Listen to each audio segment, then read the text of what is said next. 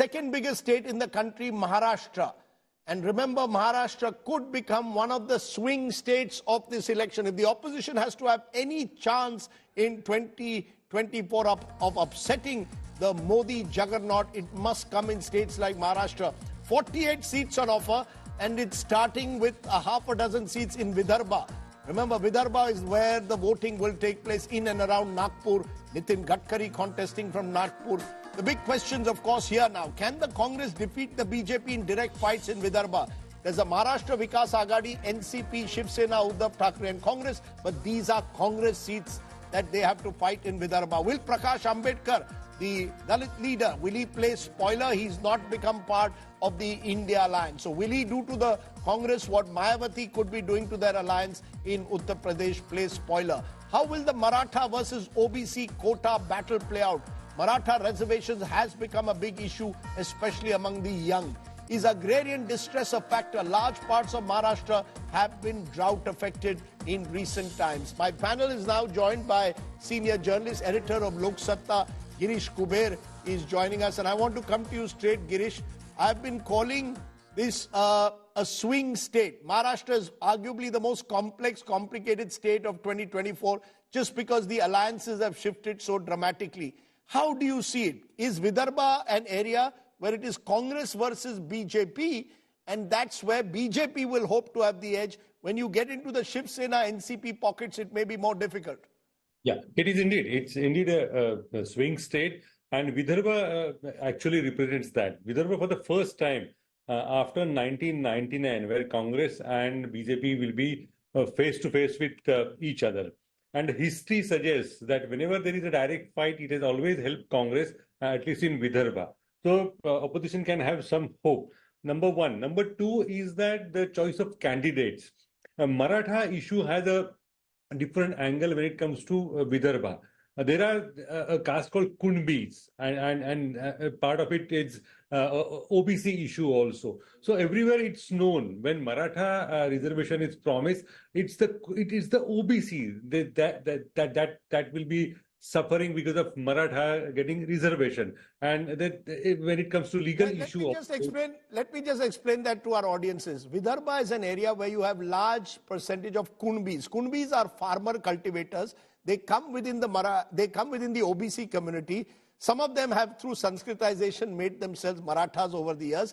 But in Vidarbha, they are primarily Kunbis getting OBC benefits, and they are actually challenging the Marathas and saying Marathas cannot get OBC benefits. But go ahead, Girish. What you are saying, from what I gather, is that quota politics will play out very differently in Vidarbha, correct, which also is suffering from agrarian distress.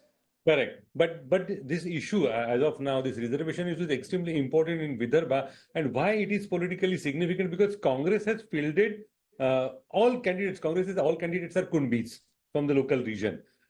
So this is going to impact the BJP because the OBCs know if Marathas are granted reservation, it's the same pie. They will have to share the space with them. But do you see someone like a Prakash Ambedkar playing spoiler? Yes. Had he joined this alliance, they would have had a much better chance, wouldn't they have? Since correct, there is a large Dalit population also in several constituencies of Vidarbha. That's the X factor as far as Maharashtra is concerned. But there is overall in Dalits, there is a clear-cut feeling now that Prakash Ambedkar, he always tries to play a spoiler. It's not he who is interested in getting elected, especially 2019. Half a dozen seats Congress lost because of Vanchit Bahujan Agadi of Prakash Ambedkar. So Dalits strategically, at least it looks, they have shifted away from Prakash Ambedkar, and he will not get the support what it was expected in the current election. And right, Prakash Ambedkar, it's known last 2 decades he's always played the same game. I don't think he will be successful in this election. So out of 5. It looks like it will be 3-2 or last time Congress could get only 1. So or 3 each, both sides. So you're actually saying it's much more competitive this time in Maharashtra. Sanjay Kumar, that seems to be the state which could be a pollster's nightmare because the alliances have shifted and it is really a seat-by-seat battle, one gets a sense, in several parts of Maharashtra. Could we be seeing perhaps the toughest fight nationally in a state like Maharashtra. You're seeing fights in Andhra Pradesh, but they're local. Nationally, could Maharashtra and possibly Bengal be seeing the toughest fights of 2024? I fully agree, Rajdeep, that Maharashtra is a state which needs to be carefully watched. When I say carefully watched, watched for what? Because it is going to be a direct contest between what we call the NDA alliance and the India alliance on the other hand. That interesting contest is also building up in West Bengal. Mamata Banerjee is holding on very strongly and BJP is challenging Mamata Banerjee's might. So I think these are the two states, one on the west and one on the east. There could be other state which we should wait for. Maybe Odisha is another state where it's an interesting challenge between, I think, in my opinion, it is BJP versus BJD. Congress is getting marginalized. But you're right, the two states, the most interesting battle coming up in the two states is Maharashtra and West Bengal. You know, Rashid Gidwai, from a Congress India alliance perspective, we discussed Tamil Nadu, where they expect to do well.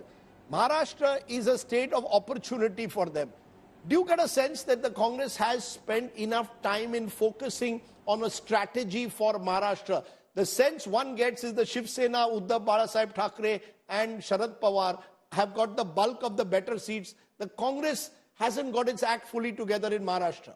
Yes, Mr. Rajdeep, for opposition point of view, it's Maharashtra is a karo or maro kind of thing. See, Karo ya maro. Karo ya maro. So that's the thing. It's the second largest state. A lot of stake. The alliance, as you were mentioning about, the chemistry between M.K. Stalin and Rahul Gandhi. Similarly, MV has stood, very, formidable. Sharad Pawar, Uddhav Thackeray and Congress. There were a lot of attempts were there to break, and there were a lot of whisper campaigns were also there, but nothing worked. So opposition is very strong. All depends upon the kind of seats which are going to poll tomorrow.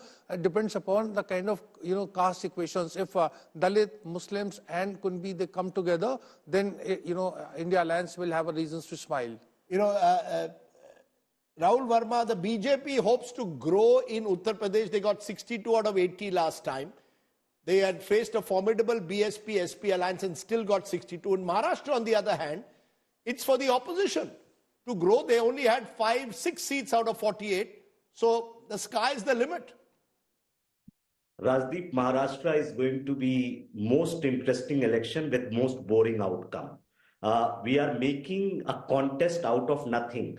Let me give you one statistics which will, in 25 seats with BJP contested in Maharashtra, their total vote share was 1 crore 50 lakh. Congress contested 25 seats, their total vote share was 87 lakh. NCP contested 19 seats, their total vote share was 83 lakhs. You add them up, BJP is still like 1.5 and Congress NCP combined was 1.6. So given the kind of gap that exists between BJP and now the sort of like fractured Congress, split NCP and split sort of Shiv Sena, yes, because we don't know what's happening on the ground, we are more curious and excited. But given the arithmetic of this election, I don't think it would be completely reverse as we are talking about.